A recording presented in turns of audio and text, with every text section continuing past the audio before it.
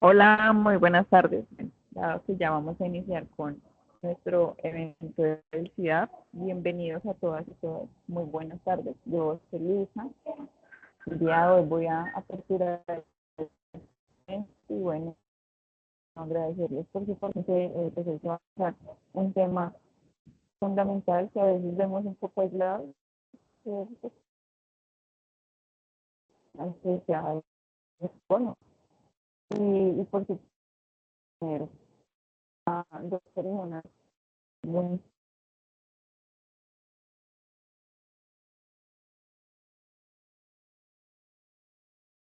Laura Vidal, ingeniera ambiental de la Universidad Nacional de Colombia, con maestría en ingeniería ambiental, con énfasis en investigación, especialista en sostenibilidad y cambio climático, con trayectoria en inventarios de GEI, planes de descarbonización y certificaciones de carbono neutro bajo estándares internacionales. Bueno, pues bienvenida Laura, realmente nos complace mucho contar aquí con esta experiencia tan amplia que tiene, enfocada ya a temas de conservación de manglares del Pacífico colombiano y realmente pues nada más ingresando con esta presentación se nota la maravillosa experiencia que tiene. Y Muchísimas gracias. también es profesional en investigación y conservación, ya lo mencionábamos, de manglares, incluyendo análisis de nutrientes y microplásticos. Y también nos acompaña, por supuesto, el día de hoy nuestro ingeniero ambiental de la Universidad Nacional, Cristian Camilo Barrera García, y también es auditor interno en sistemas integrados de gestión HSEQ, analista de sostenibilidad con amplia experiencia en elaboración de los inventarios del GI. Y bueno, pues nada más aquí iniciamos con estos dos importantes ponentes que tenemos el día de hoy. Por favor, allí ya queda asignado para que iniciemos con este super evento, con esta super charla que tenemos el día de hoy. De nuevo, agradecer por la asistencia de cada uno de ustedes. Espero que esta charla sea realmente de gran conocimiento y que podamos allí también aclarar muchas de nuestras dudas. Y pues quien les habla, yo, Lisa Fernanda González, de aquí del municipio de Caicedonia Valle. Yo soy operadora turística y el enlace de turismo municipal. Y también paso a dar mi aviso parroquial, aprovechar, por supuesto, cada uno de ustedes, informarles que este fin de semana tendremos la segunda versión de nuestro Festival de Aves, totalmente invitados. Y no siendo más, iniciamos con las ponencias. Muchísimas gracias.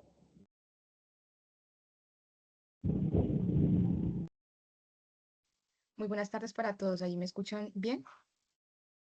Por favor, por el chat nos responden. Sí, Lau, se te está escuchando bien. Perfecto, muchísimas gracias. Bueno, por favor, díganme, bueno, ya veo la proyección de pantalla. Bueno, em, buenas tardes para todos. Agradecerles de antemano em, la participación en este espacio que es tan valioso para nosotros, principalmente para hablar de un tema tan importante que es huella de carbono e inventarios de gases de efecto invernadero. Quizás no hago una presentación tan extensa acerca de mi persona, ya Luisa dio un gran contexto muy importante. Em, Sin embargo, pues hago una presentación breve. Muchas gracias para todos. Mi nombre es Laura Vidal, soy ingeniera ambiental de profesión, especialista de proyectos de sostenibilidad con enfoque principalmente a estrategias de sostenibilidad empresariales y a reportes de inventarios de gases de efecto invernadero. El día de hoy, en este espacio, vamos a hablar acerca del contexto de huella de carbono, inventarios de gases de efecto invernadero, cuáles son esas metodologías de reporte y cuáles son esas herramientas para la gestión de estas emisiones. Siguiente, por favor. Bueno, antes de iniciar a definir qué es huella de carbono, cuál es la diferencia con los inventarios de gases de efecto invernadero, quisiera arrancar con un contexto internacional y luego aterrizarlo a nuestra casa, pues que es el territorio colombiano. Quisiera que arranquemos hablando de por qué se está hablando de huella de carbono a nivel internacional, por qué es la importancia que se está haciendo y por qué inició toda esta preocupación asociada al cambio climático. Desde la historia han sucedido muchos eventos que nos generan preocupación acerca del cambio climático y pues las herramientas para su gestión. Sin embargo, que quise como traer a colación como los eventos más importantes para que el ejercicio se nos vuelva sintetizado y estratégico. Entonces arranquemos con el Acuerdo de París del año 2015. En diciembre del año 2015, para ser más puntuales, casi alrededor de 200 países se sentaron y dijeron, bueno, hasta aquí hemos llegado con una producción que suele ser insostenible y por lo tanto se pusieron de acuerdo en que en el planeta no pueda calentarse más de 1,5 grados Celsius por encima de como estaba antes de los periodos de industrialización. ¿Esto por qué? Porque 1,5 grados Celsius significa de que si pasamos ese umbral, pues los efectos de este cambio pueden llegar a ser irreversibles. Por ejemplo, se pueden generar más inundaciones, sequías, pérdidas de especies, migraciones masivas, es decir, prácticamente irreversible. Y es muy preocupante porque, ojo, ya vamos en 1,5 grados Celsius, o sea que no estamos hablando de un problema tan lejano o tan futuro. Posteriormente tenemos los compromisos de reducción de emisiones llamados NDCs en 196 países. 196 países alrededor de todo el mundo han establecido una hoja de ruta, un plan de acción para poder gestionar sus emisiones de una manera pues interna. En el significado del NDC en español sería algo como contribución determinada a nivel nacional y es básicamente cada país diciendo yo me comprometo a reducir mis emisiones en tanto por ciento a tal año o a tal periodo de tiempo.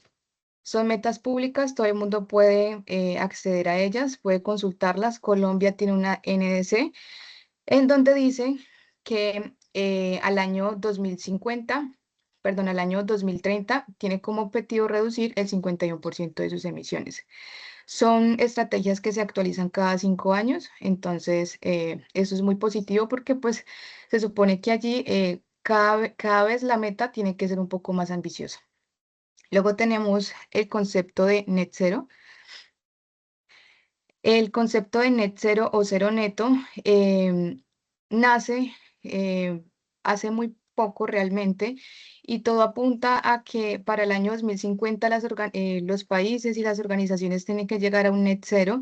Por ejemplo, Europa convirtió esto en una meta para cada uno de los países que pertenecen a la Unión Europea y que están asociadas a todo este acuerdo de París de que al 2021 iba a llegar a un cero neto. Estados Unidos lo anunció en ese mismo año cuando volvió el acuerdo de París.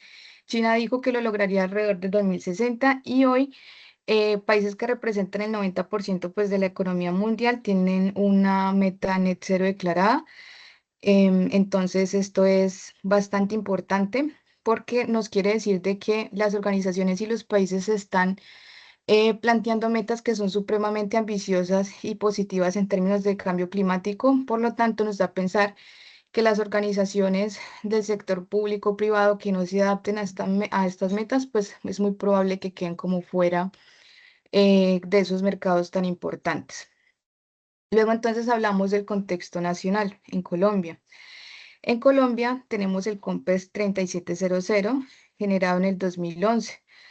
En el 2011, pues Colombia aprobó el COMPES 3700. Fue básicamente el primer documento oficial en donde el país dijo, bueno, el cambio climático es un problema nuestro y tenemos que hacerle frente a esa situación.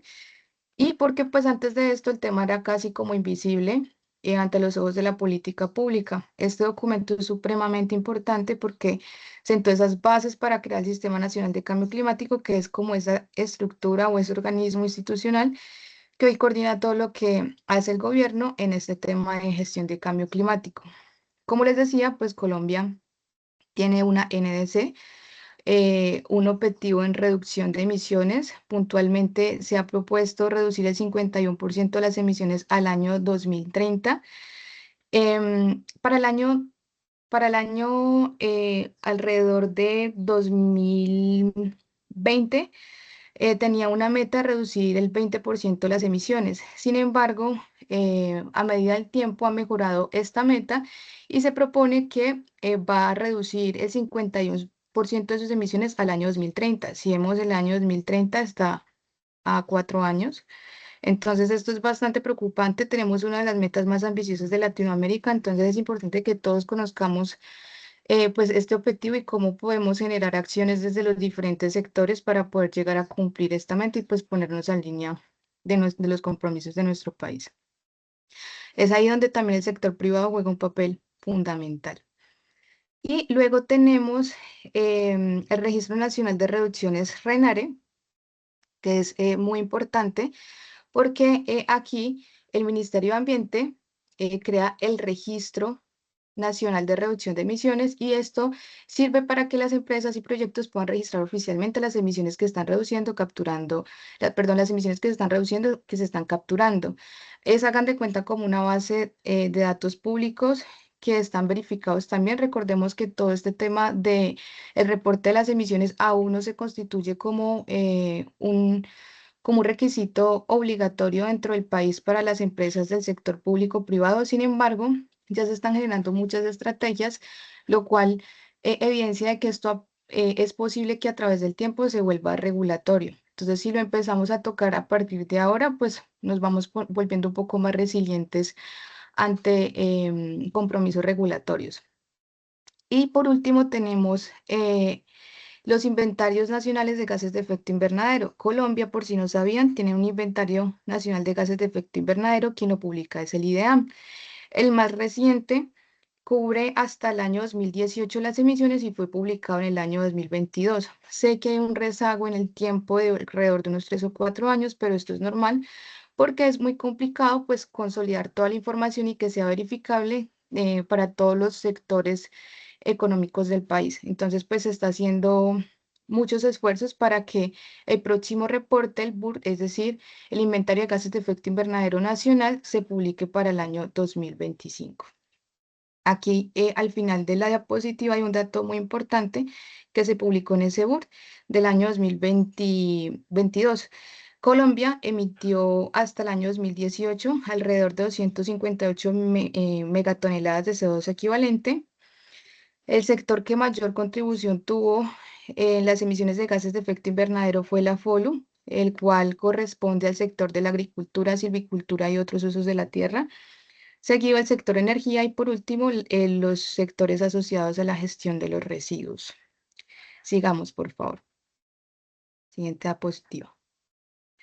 Bueno, entonces, bajo ese contexto nacional e internacional de qué se está haciendo, por qué es importante, por qué se está mencionando tanto este término de huella de carbono e inventarios de gases de efecto invernadero, quisiera que habláramos acerca del efecto invernadero antes de entrar al concepto de inventario de gases de efecto invernadero, para que lo desglosemos por partes.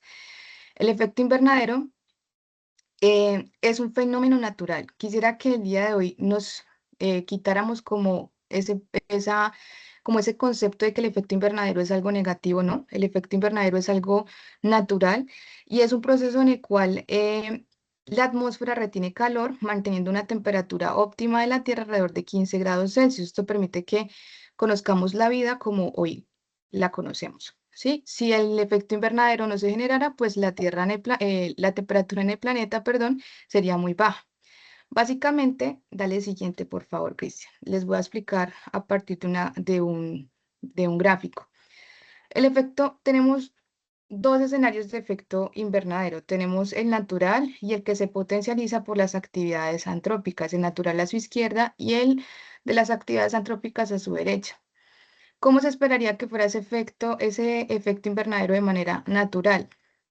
El Sol, a partir de su energía en forma de radiación solar, proyecta energía hacia la Tierra. Parte de esa energía queda retenida en la atmósfera mediante los gases de efecto invernadero. Los gases de efecto invernadero, hagan de cuenta que encapsulan o mantienen esa temperatura en el planeta, ese calor en el planeta para que no se disipe hacia fuera de la atmósfera. Entonces, esos gases de efecto invernadero en parte son positivos porque permiten que ese calor se conserve en nuestra Tierra. Parte del calor escapan hacia el espacio y otros se mantienen a través de esa función que tienen los gases de efecto invernadero. No obstante, pues con las actividades antrópicas como los transportes, los procesos industriales, las actividades humanas diarias, pues generan que se concentren una mayor cantidad de gases de efecto invernadero, haciendo pues que la temperatura dentro de nuestro planeta, pues sea, perdón, dentro de nuestra atmósfera sea cada día más alta porque se retiene más calor. Entonces aquí es donde se presenta la problemática porque no hay una liberación de este calor hacia la atmósfera, hacia afuera de la atmósfera, sino que se queda concentrada en nuestra atmósfera y por eso es que se está generando ese cambio climático. Siguiente, por favor. Ahora sí, entonces hablemos de qué es un inventario de emisiones de gases de efecto invernadero. Un inventario, todos sabemos, un inventario es una herramienta que nos permite cuantificar y reportar cantidades de X cosa. En este caso, un inventario de emisiones de gases de efecto invernadero es un documento o una herramienta sistémica que nos permite reportar y cuantificar las emisiones o absorciones de gases de efecto invernadero generadas ya sea por una organización, un territorio o sector o en un periodo definido de tiempo. ¿Cuál es ese paso a paso para generar un inventario de emisiones de gases de efecto invernadero? Lo primero que tenemos que hacer es identificar todas las actividades o fuentes de emisión que generan gases de efecto invernadero de acuerdo al alcance que lo queramos ver, es decir, en una organización, un territorio, un sector, en un periodo de tiempo específico. Cuando ya identificamos cuáles estas son las actividades que nos pueden generar un gas de efecto invernadero, procedemos a los procesos de cuantificación, en donde podemos cuantificarlos de manera instrumental, que se le llama una medición, o a partir de una estimación de las emisiones, que es a partir de un factor de emisión.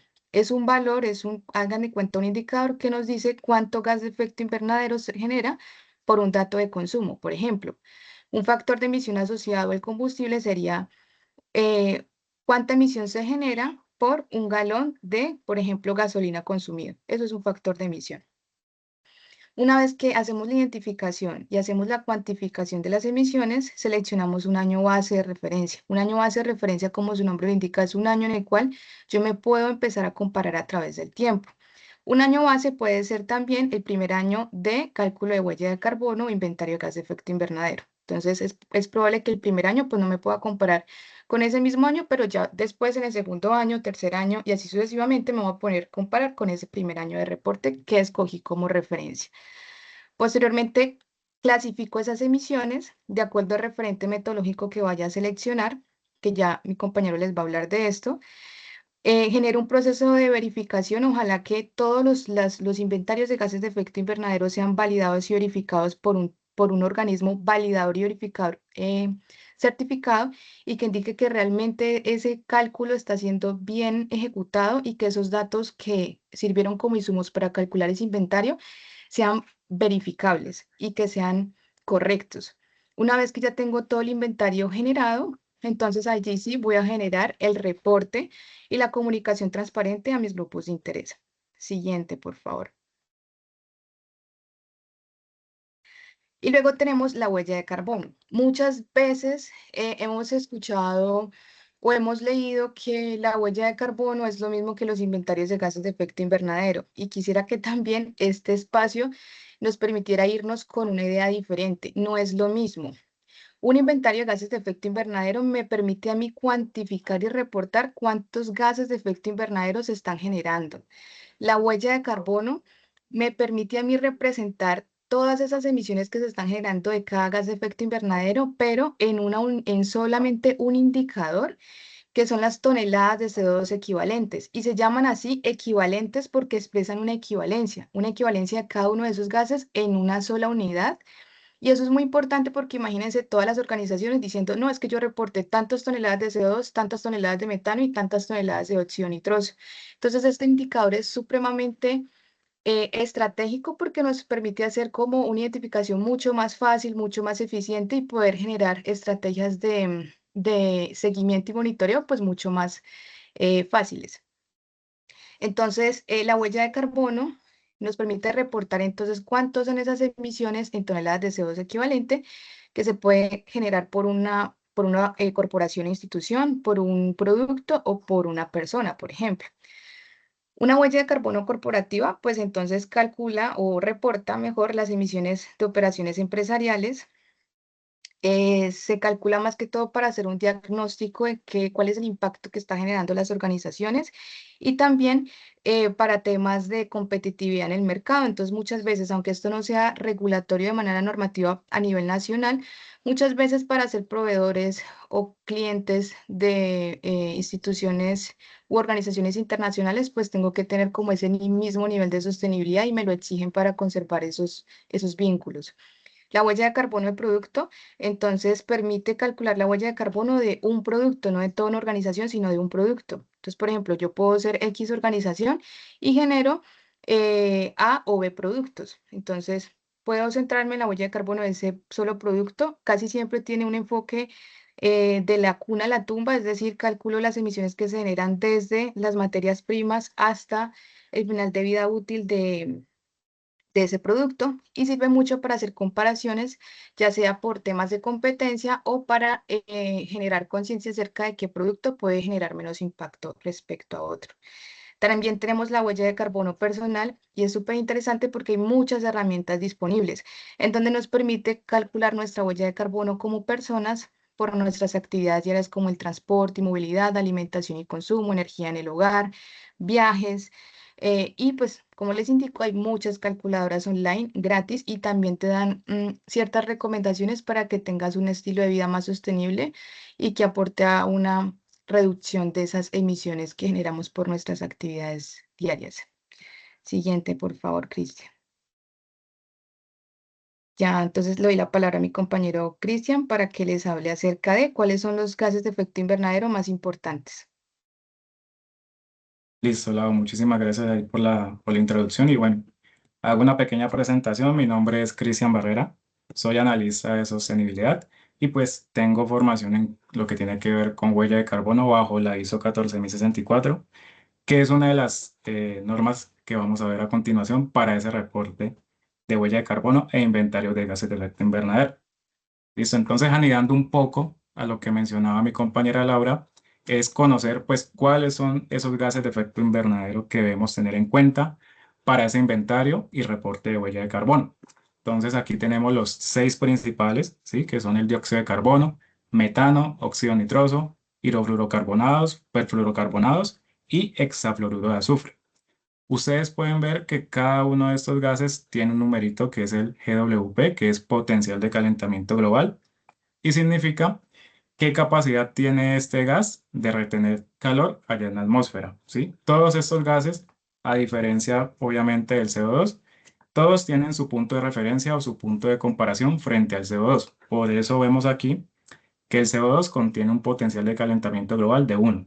Es decir, que todos los gases de efecto invernadero se van a comparar frente a este. Por ejemplo, vemos el metano que tiene un potencial de calentamiento global de 28, ¿sí? Es decir, que tiene 28 veces más capacidad de retener calor allá en la atmósfera. Y así sucesivamente cada uno de estos gases. Por ejemplo, pues una de las fuentes principales del CO2 es la combustión fósil, ¿sí? A través pues de ese proceso de combustión que se da en los vehículos, ¿sí? A través de la liberación que sucede en los procesos de deforestación, a través también de la fabricación del cemento, pues se da esta liberación de dióxido de carbono. Para el metano, pues ya tenemos otras fuentes muy comunes, que es, por ejemplo, esos procesos en los cuales participa el ganado, ¿sí? Pues a través de su proceso de digestión se genera lo que es el metano. Igualmente para lo que tiene que ver con los rellenos sanitarios, ¿sí? A través de esa disposición de esos residuos sólidos se genera pues este gas. Y también pues tenemos lo que es a través de la combustión del gas natural. Para el óxido nitroso, en cambio, tenemos su potencial de calentamiento global de 265 a 298, que actualmente, debido al último reporte, está en 273, ¿sí?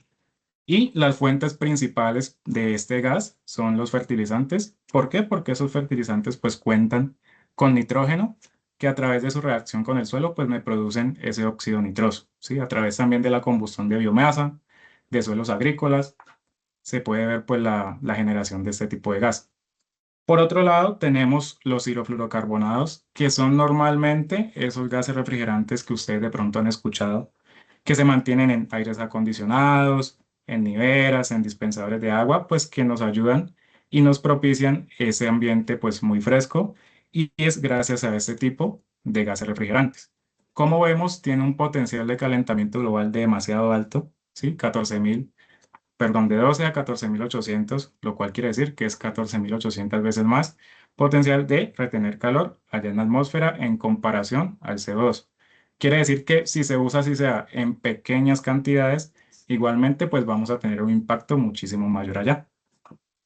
Los perfluorocarbonados también tienen un potencial de calentamiento global bastante alto y son producidos pues básicamente por la industria del aluminio, semiconductores, ¿cierto? Y por otro lado tenemos los hexafluoruros de azufre, el cual pues es muy común para equipos eléctricos de alta tensión y transmisión. ¿Por qué? Porque esos evitan ese cortocircuito. Entonces, como lo mencionaba pues mi compañera Laura, hay una clara diferencia entonces en lo que tiene que ver frente a inventario y huella de carbono. Y precisamente lo que es este potencial de calentamiento global me ayuda a hacer la conversión por gas individual a una conversión pues universal, que es las toneladas de dióxido de carbono, utilizando precisamente lo que es el potencial de calentamiento global que podemos ver en cada uno de los gases. ¿Listo? Seguidamente tenemos entonces los referentes metodológicos más usados para lo que es el reporte de las emisiones de gases de efecto invernadero y huella de carbono. Entonces, por un lado, tenemos lo que es la ISO 14064, que hace parte claramente de las familias de la ISO, ¿sí? La norma internacional ISO, y me permite cuantificar y reportar esos gases de efecto invernadero a nivel organizacional, ¿sí? Únicamente a nivel organizacional, y se basa en 5 principios: pertinencia, integridad, consistencia, exactitud y transparencia en los datos de actividad que yo entregue. Establece 2 tipos de límites. Los límites pueden ser, bueno, pueden ser no, deben ser organizacional y operacional. ¿Qué quiere decir? Esos dos, organizacional, es decir, a qué sedes, si yo cuento con una organización que tiene varias sedes, a qué sedes voy a hacer el reporte de esos gases de efecto invernadero. Y operacional quiere decir cuáles son las fuentes de emisión que yo voy a ingresar dentro de este inventario, ¿sí? Ya sea combustibles fósiles, combustión en fuentes fijas, combustión en fuentes móviles. A través de este límite yo defino cuáles son las fuentes de emisión que voy a ingresar, ¿sí? Posteriormente también, pues esta norma me incluye los gases del protocolo de Kioto, ¿sí? Es posible y facilita, pues, debido a que va enfocado a nivel organizacional, una verificación de tercera parte, ¿sí? Por ejemplo, Icontec es un organismo validador y verificador de tercera parte. Esta ISO 14064 me divide ese reporte de emisiones en 6 categorías. Categoría 1, 2, 3, 4, 5 y 6, que ya veremos a continuación a qué se refiere cada una. Y es aplicable, por último, a cualquier tipo de organización. Por otro lado, tenemos una muy común y muy usada también, que es el GHG Protocol, ¿sí? Que es un estándar corporativo usado bastante a nivel mundial, ¿sí? Ya esto incluye lo que son los conceptos de alcance 1, alcance 2 y alcance 3, ¿sí? Aquí entonces ya me acota lo que es las categorías frente al ISO, pero igualmente va la misma categorización enfocadas a emisiones indirectas y emisiones directas, pero ya me las acorta un poco más a emisiones de alcance 1, 2 y 3. Alcance 1 son las emisiones enfocadas únicamente a esas emisiones directas de la empresa. Ya pues veremos un poco más adelante a qué se refiere esto, pero es netamente lo que yo como empresa, por ejemplo, puedo controlar, ¿sí? Es directo, tiene mi control operacional. Alcance 2 son todas las emisiones generadas por ese consumo y distribución de energía eléctrica en caso tal de que aplique. Y alcance 3 hay un documento muy específico el cual me divide todas esas categorías o esas emisiones indirectas en 15 categorías, ¿sí? Aunque lo acota un poco más a que es alcance 3, las categorías son mucho más amplias en comparación a la ISO 14064.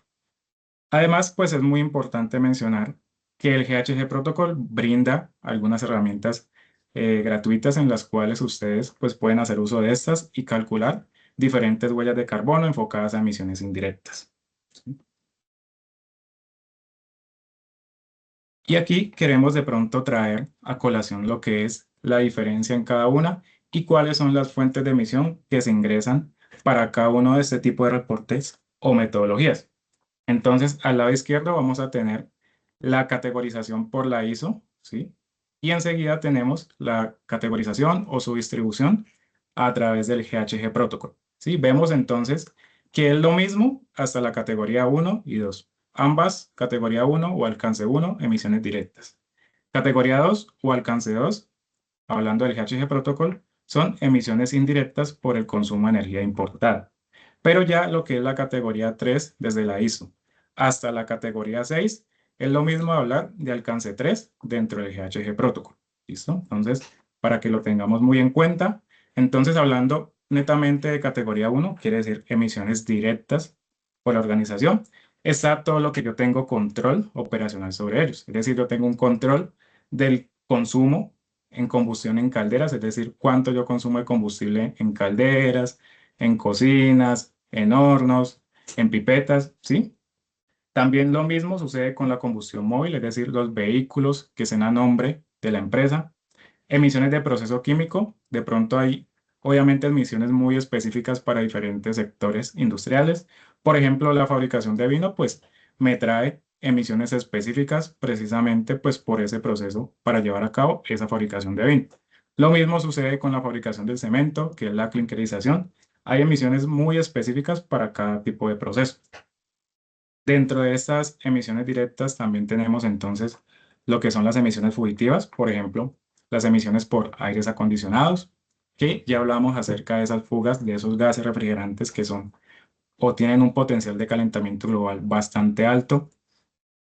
Y ya hablando del alcance 2, pues se resume un poco más, que es la energía o la adquisición de electricidad, ¿sí? Del sistema interconectado nacional, o el consumo de vapor, calor o frío importado de terceros, que abarca o acota lo que es simplemente pues al todo el esquema del consumo de energía.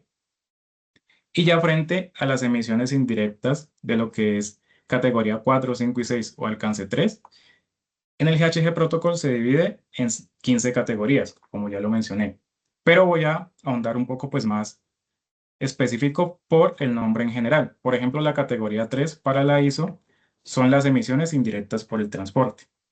Es decir, todas las emisiones indirectas que se generan dentro de la organización, pero son generadas por terceros. Por ejemplo, vuelos corporativos. Aunque el avión pues no es propio de la empresa, yo necesito ese vuelo o ese avión para llevar a cabo mi proceso productivo. También suele ser el desplazamiento de empleados debido a que mis vehículos o los vehículos no son propios de la empresa, sino que son de los empleados. Es necesario que se dé ese proceso para que los empleados lleguen a mi organización. También el transporte y distribución aguas abajo. Es decir, cuando yo contrato un proveedor de transporte para que me lleve ese proceso o ese producto terminado a otro cliente. ¿Sí? Siempre vamos a hablar de alcance 3 cuando todo es indirecto, es decir, cuando yo no tengo control, pero es necesario para que ese proceso productivo se lleve a cabo. La categoría 4, pues ya habla de emisiones indirectas por productos utilizados. ¿Cuáles productos? Pueden ser bienes y servicios adquiridos de proveedores, bienes de capital, es decir, bienes que yo compro y quedan a nombre de la empresa, energía y combustible, es decir, las emisiones generadas por la fabricación y producción de energía y combustible. De pronto también aquí se abarca lo que es la disposición de residuos sólidos, ¿sí? Aunque los residuos son míos, pero en el proceso de disposición, quien genera todas esas emisiones, pues es a donde yo llevo esos residuos sólidos, ¿sí? Tenemos la categoría 5, que es la categoría por uso de productos. Por ejemplo, cuando yo tengo un producto terminado y lo envío a otra empresa para que en ese proceso pues se haga un proceso intermedio, ¿sí? También tengo el uso de productos vendidos, quiere decir cuando el consumidor final a quien yo le vendo esos productos o esa fabricación de mi producto hace uso de él, ¿sí? Y en ese uso pues se generan emisiones. Les pongo un ejemplo, una empresa fabricadora de vehículos, ¿cierto? O de combustible. Cuando le venden al consumidor final, ellos hacen uso de ese vehículo o combustible. Entonces, el uso y combustión de ese combustible, pues me generan esas emisiones. Entonces, a eso es lo que le llamamos emisiones por uso del producto. Aunque mi empresa no las está generando, yo tengo, pues, cierta responsabilidad a el cliente, ¿sí? Porque ya lo estoy vendiendo a ellos y ellos hacen uso de ese proceso. Y por último tenemos emisiones indirectas o de otras fuentes, quiere decir que no se aplican directamente dentro de las 5 categorías que vimos anteriormente, como lo son las inversiones y portafolios financieros o cualquier otro tipo de fuente que no sea asociada a transporte, a productos utilizados o a emisiones indirectas por el uso y desecho de los productos. Y tenemos aquí pues como la comparación más habitual de lo que tiene que ver con la ISO 14064 y el GHG Protocol. La ISO 14064 pues es una norma certificable porque hace parte de las familias de las ISO, ¿sí? El GHG Protocol es un estándar o un marco más voluntario. Certificación por lo mismo que hemos venido mencionando, que hace parte, su naturaleza es de la ISO, mientras que el GHG Protocol no es certificable por sí solo. Dentro de la ISO 14064, alcance 3, es decir, emisiones indirectas, se incluyó en su versión actualizada, que es al año 2018. Hay una nueva que es al año 2021, pero se empezó a partir del año 2018 la inclusión de emisiones indirectas. Por otro lado, el GHG Protocol me verifica o me alcanza todas las emisiones de alcance 3 bajo una guía, ¿sí? Que es la guía de alcance 3, donde describe cada una de esas 15 categorías que les acabé de mencionar. La ISO, pues debido a su naturaleza, abarca un alcance global, ¿sí? Y es adoptada internacionalmente, mientras que normalmente el GHG Protocol ya su adopción se hace a manera de América del Norte y Europa, pero también pues acá en la parte de Sudamérica es muy utilizado y muy adoptado lo que es la GHG Protocol. En cuanto a su flexibilidad, la ISO 14064 es un poco más rigurosa, ¿sí? Debido a que te obliga a ti a incluir las emisiones de alcance 3 o emisiones indirectas. Pero si tú no tienes la capacidad de pronto de tener los datos de actividad más específicos, entonces debes generar un plan de acción para en un futuro inventario reportar esas emisiones. En cambio, el GHG Protocol sí es un poco más flexible. Y por último, tenemos pues muy importante que el GHG Protocol incluye herramientas de Excel gratuitas para la cuantificación de esas emisiones.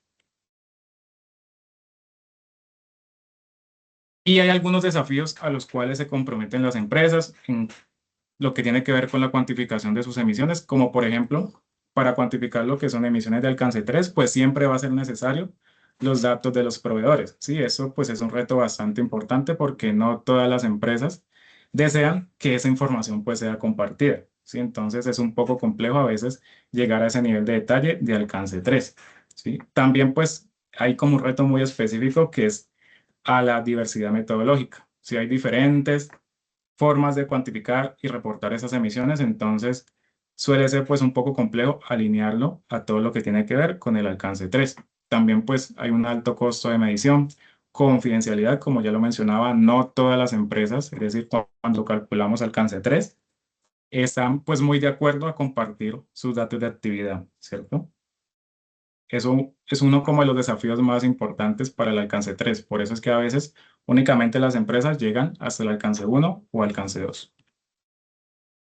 ¿Y cómo se calculan esas emisiones de gases de efecto invernadero? Hay dos tipos. Primero, entonces, tenemos la medición directa, que es a través de los equipos. ¿Sí? Esos equipos que se colocan en chimeneas en diferentes áreas de organizaciones para medir específicamente a través de esos equipos por su calibración y costos y mantenimiento, medir aquí lo que son los gases de efecto invernadero, ¿sí? Me dan los datos directamente en toneladas de CO2 equivalente o también en cada gas, es decir, metano, óxido nitroso y los demás gases que vimos anteriormente. Pero al otro lado tenemos lo que son el cálculo pues más habitual, que es a través de factores de emisión, que fue lo que mencionó mi compañera Laura, que es como la palabra que a mí me resume o me permite calcular las emisiones, relacionándome entonces emisión, por ejemplo, kilogramos de CO2 equivalente por galón consumido de gasolina. A esto le llamamos factores de emisión. Y siempre debemos utilizar, para que lo tengamos en cuenta, siempre debemos utilizar lo que son factores de emisión verificados y los más actualizados a la fecha. Siempre partiendo de factores de emisión nacionales, Si ya no contamos con factores de emisión nacional, entonces nos vamos a internacional. Y normalmente vienen publicados a través del IPCC, que es el Panel Intergubernamental del Cambio Climático, a través de la Agencia Ambiental de Estados Unidos o a través del IDEAM, o también con la UDME aquí en Colombia. ¿Y cómo es el cálculo de las emisiones a través de los factores de emisión? Entonces, es muy básico. Tenemos dos datos de entrada, que es el dato de actividad, ¿cierto? El dato de actividad quiere decir, por ejemplo, galones consumidos por mi vehículo, consumo de energía eléctrica, kilómetros recorridos por mi vehículo, toneladas generadas, toneladas dispuestas, materia prima adquirida, ¿sí? Y el factor de emisión entonces me relaciona la emisión por ese dato de actividad. Entonces, por ejemplo, nuevamente lo traigo a colación. 2,31 kilogramos de CO2 por un litro de gasolina consumida, ¿sí? Por ejemplo, 0,97 kilogramos de CO2 por un kilovatio hora consumido por organización. A esto es lo que le llamamos factores de emisión. ¿Y cómo tenemos factores de emisión por gases? La mayoría pues está por gases, hay otros que también los contamos directamente por CO2 equivalente, pues siempre debemos multiplicarlo por ese potencial de calentamiento global que vimos anteriormente. Y hay algo muy importante que debemos tener en cuenta, queremos pues también traerlo aquí a colación, que es el proceso de descarbonización. Sí, el proceso de descarbonización pues es el proceso en el cual nosotros reducimos esas emisiones generadas cuando hicimos un diagnóstico. ¿El diagnóstico cuál es? El cálculo de la huella de carbono o el cálculo de ese inventario de gases de efecto invernadero. Entonces, es muy importante que siempre que tengamos ese diagnóstico, pues planteemos metas para la reducción de este mismo. Y hay algunas palancas de descarbonización, es decir, cómo podemos aportar a esto, que es a través de esas energías renovables, que es la solar, eólica, geotérmica, hidroeléctrica, ¿sí? Eficiencia energética implementada dentro de los edificios de las organizaciones, electrificación de transporte, es decir, hacer la transición no de combustibles fósiles, sino que se pasen a vehículos eléctricos, captura y almacenamiento de carbono, o algo muy común que yo sé que ustedes han escuchado, que es la economía circular.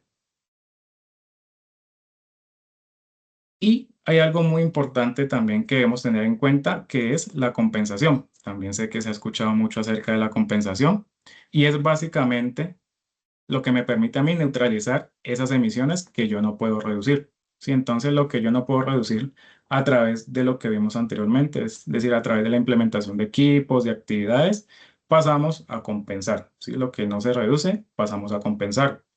Y la compensación, pues básicamente a mí me dice o me está documentando esa reducción de emisiones a través de un proyecto de carbono. ¿Sí? Ese documento a mí me dice, se compensa las toneladas de CO2 equivalente por la adquisición de un crédito de carbono. Y pues aquí mismo lo dice ese principio clave, compensar no me exime de reducir. Siempre debemos empezar por plantear estrategias de reducción y luego lo que no se pueda reducir lo compensamos. ¿Sí? ¿Y cuáles son los tipos de compensación? Hay deforestación y reforestación, que es a través de la captura de CO2 por el crecimiento y aumento de esa biomasa, ¿sí? Proyectos de reducción de emisiones por deforestación y degradación, energías renovables, eficiencia energética, captura de metano, ¿sí? A través de esas plantas de tratamiento y agricultura regenerativa. Pero también hay otro término que es muy común para llevar a cabo como esta gestión de esas emisiones y es un documento llamado carbono neutralidad, ¿sí? El cual pues es el balance neto de emisiones para que queden en cero. Y la fórmula más importante es emisiones brutas, es decir, las emisiones generadas, menos las remociones, es decir, cuánto yo a través de un proyecto de carbono puedo reducir, menos la compensación que yo haga sobre esa fuente de emisión o sobre ese alcance que yo decida, ¿sí? Abarca principalmente lo que es el CO2 y viene referenciada, es decir, la que me da los parámetros es la ISO 14068, es decir, una de la familia de las ISO, ¿sí? También es muy conocida a través como carbón neutral en mercados internacionales y puede aplicarse a nivel organizacional, producto, evento o territorio. Y el paso o los pasos más importantes para alcanzar esa carbono neutralidad, pues lo primero es tener mi diagnóstico, es decir, debo saber cuánto es mi huella de carbono. Segundo paso, como lo vimos anteriormente, plantear estrategias de reducción, ¿sí? Seguidamente, entonces el paso 3, como lo que no podemos reducir, pasamos a compensar. Declaramos, es decir, a través de un documento decimos que ya somos carbono neutro porque ya implementamos y ya compensamos lo que no pudimos reducir. Mejoramos, es decir, vemos hacia atrás qué hemos hecho y cómo vamos a continuar, ¿sí? ¿Qué hemos cumplido, qué no hemos cumplido? Y por último, se hace la verificación a un organismo validador y verificador. ¿Listo? Entonces aquí quería traer eso a colación para que lo tengamos muy en cuenta. Y ya a continuación le doy la palabra a mi compañera Laura para que les hable también de un término muy importante. Muchísimas gracias, Cristian. Bueno, entonces, muchas veces se habla de de carbono neutralidad y otras veces se habla de cero neto o net cero. Y realmente es que son conceptos que aunque son similares porque digamos que permiten gestionar de alguna manera las emisiones, no son lo mismo. Y el nivel de gestión no es el mismo. Entonces también hay que cambiar ese paradigma. El net cero, el cero neto, como también lo explicaba mi compañero, es cuando yo realmente gestiono todas las emisiones a través de buenas prácticas de producción, por ejemplo, la conversión de vehículos a combustión a vehículos híbridos o eléctricos, o por ejemplo, cuando yo hago una mejora en la eficiencia del proceso productivo para que se reduzcan los consumos de combustibles o insumos, por ejemplo, o X o Y estrategia. Cuando yo, cuando yo genero una reducción significativa y realmente genero una reducción de hasta el 90% aproximadamente, y ya lo que realmente no puedo reducir lo compenso, a eso se le llama net cero. Llegar a reducir tanto a cero como sea posible una emisión dentro de una organización, ¿sí? Y ya llegar a procesos de compensación, a eso denominamos cero neto o net cero. ¿A qué llamamos carbono neutralidad? Carbono neutralidad es cuando yo reduzco parcialmente a través de alguna estrategia de reducción, valga la redundancia, pero digamos que yo no acerco la reducción a una significancia de un 90%, sino que hago una que otra estrategia, pero básicamente estoy comprando certificados de carbono para neutralizar mi impacto sin desarrollar tantas estrategias como sea financieramente posible por la organización. Entonces es una diferencia, es más que todo en gestión.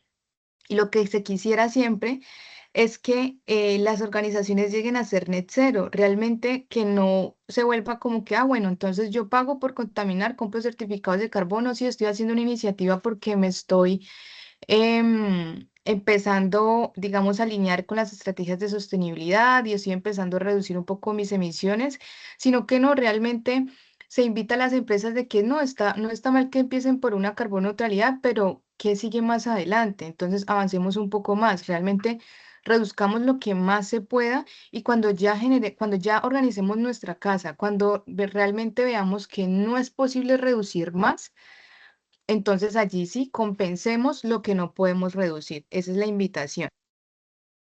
¿Cómo estamos en compromisos de net cero en el mundo? Bueno, como les había comentado al inicio, muchos países tienen esta meta bastante ambiciosa que se suma a las metas de carbono neutralidad. Por ejemplo, más de 140 países tienen compromisos net cero al 2050, cubriendo alrededor en esa agrupación de países del 90% del Producto Interno Bruto Global. En la Unión Europea, por ejemplo, el año 2050 se tiene como meta net cero una meta vinculante de 55% de reducción. En Estados Unidos, esa meta vinculante para llegar a net cero está entre el 50 y el 52% en 2030 versus el año 2005. En China, por ejemplo, no se tiene una meta net cero, pero sí se tiene una meta de neutralidad de carbono antes del 2060. En Colombia, por ejemplo, al 2050 se espera que seamos carbono neutro y al 2030 tener una reducción del 51% de nuestras emisiones.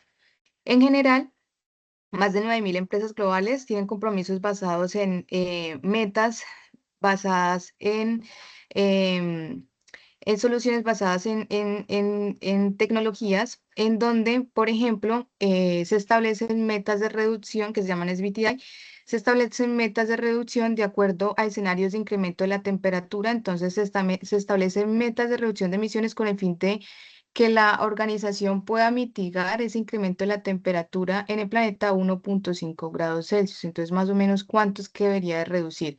Es bastante interesante. Las organizaciones que pertenecen a estas como agremiaciones, por decirlo así, o a este grupo, tienen metas bastante ambiciosas y muy positivas asociadas a la reducción de sus emisiones, principalmente, y por último, a los procesos de compensación, que es lo que se quiere reducir. Para lo que ya no puedo reducir, realmente voy a ir a compensar. Siguiente, por favor, Cris. Bueno, entonces, para resumir un poco, la hoja de ruta corporativa que se espera para llegar al cero neto, que es lo que siempre deseamos, lo primero es cuantificar o medir. Recordemos que medición es cuando hacemos con un equipo y cuantificación es cuando hacemos más que todo por métodos de estimación como factores de emisión. Entonces, elaboro un inventario y lo reporto bajo el referente que más le sirva a la organización. Si la ISO 14064 o el GHG Protocol, defino mi año base de referencia para compararme y defino cuáles son los límites de mi proceso productivo y de mi organización. Posteriormente, cuando ya hago el diagnóstico, establezco metas de reducción, ¿sí? Posteriormente, reduzco, es decir, ejecuto un plan de acción para llegar a esas metas de reducción a partir de eficiencias energéticas, por ejemplo, la implementación de proyectos de energías renovables, cambios tecnológicos, transformación de procesos y cadenas de suministro. Lo siguiente que voy a hacer cuando ya reduzco es compensar. Entonces ya lo que no puedo reducir lo compenso. Y por último, hago la declaración y el reporte. ¿Sí? Entonces, por ejemplo, lo puedo comunicar a todos mis grupos de interés. Por ejemplo, hay reportes de metodologías de reportes de sostenibilidad, eh, como por ejemplo GRID, TCFD, entre otros, en donde se recomienda que las organizaciones ahí reporten las emisiones que se generan por cada uno de los gases de efecto invernadero y por cada una de los alcances o las categorías de acuerdo al referente metodológico. Y también, ojalá, obtener la verificación independiente de un organismo de validación y verificación que sea certificado, porque de nada sirve que yo cuantifique, pero que yo no pueda dar buena fe a mis grupos de interés de que ese cálculo está bien ejecutado, de que esos datos de actividad sean trazables y verificables, de que sean consistentes, de que sean precisos. Entonces, esa es la invitación. Ya con todos esos pasos, pues entonces ya declaro una carbono neutralidad, se aplica. O un net cero, ojalá. Siguiente, Cristian. Como conclusiones, entonces, ya para ir cerrando este espacio tan valioso, tenemos que el efecto invernadero, recuerden, no es un proceso negativo, es un proceso, un mecanismo natural que, digamos, se potencializa por las actividades humanas, lo que genera un cambio climático como consecuencia directa. Entonces, es un proceso natural que puede volverse negativo por esas actividades humanas que potencializan esa concentración de calor en la atmósfera. Por otro lado, los inventarios de gases de efecto invernadero y la huella de carbono, pues son herramientas muy valiosas y complementarias. El inventario cuantifica las fuentes y la huella comunica el impacto total de toda la cadena de valor. La ISO 14064 y el GHG Protocol son marcos muy reconocidos a nivel nacional e internacional. Sin embargo, depende de la necesidad de la organización, pues escoger con cuál se va. Ambos son aceptados y son confiables. Por otro lado, el cálculo de los factores de emisión es un método muy utilizado, accesible también y ampliamente aplicado pues, en la gestión corporativa de las emisiones. Y el alcance 3, que asocia la cadena de suministro, representa el mayor reto y la mayor oportunidad de reducción, porque digamos que, por ejemplo, las emisiones que se generan por el consumo de los insumos, por ejemplo, que adquirimos de otras organizaciones. Puede haber un factor, pues yo puedo tener una huella de carbono muy pequeñita, pero si, por ejemplo, yo produzco objetos plásticos y necesito adquirir un polímero o un plástico que lo produce otra organización y ese factor de emisión es muy alto, pues imagínense por más acciones que yo genere dentro de mi empresa, si yo de pronto no me vinculo de la mano con ese proveedor que me está entregando un insumo importante para mi cadena de valor, pues esa huella de carbono al final me va a quedar alta. Entonces la idea es que trabajemos de la mano conjunta con toda esa cadena de suministro para que ojalá me vincule con empresas que también tengan la misma visión que la mía. que la huella de carbono también sea pequeña para que mi huella de carbono por esos productos o servicios que yo adquiero de otra organización, pues también sean pequeños y por ende, pues ambas huellas de carbono sean em, lo más bajas posibles y el impacto también sea lo más bajo posible. ¿Hasta aquí tienen alguna pregunta? Tenemos 5 minuticos para atender esas preguntas acogiéndonos al espacio de 1 hora.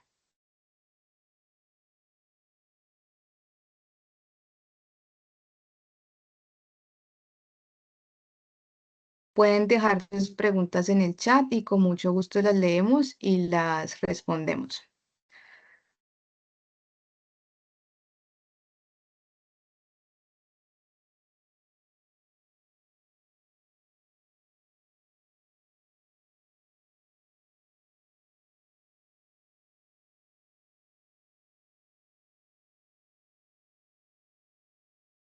Por acá me preguntan si la grabación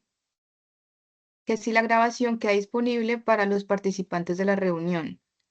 De pronto nos ayudan con esa inquietud, por favor, Camila o Luisa. Sí, es así. En el canal de Parchémonos queda disponible la grabación para que Muchísimas la gracias, puedan Camila. volver a ver. Perfecto, muchas gracias. ¿Tiene alguna otra inquietud?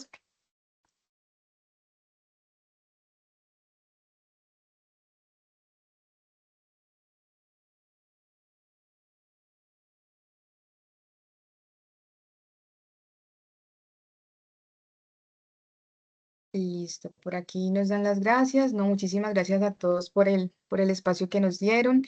Igual si tienen alguna inquietud, si tienen alguna pregunta, pues con mucho gusto la generan por ahí, por el canal que comunica Camila y trataremos de estar atentos para generar esas respuestas.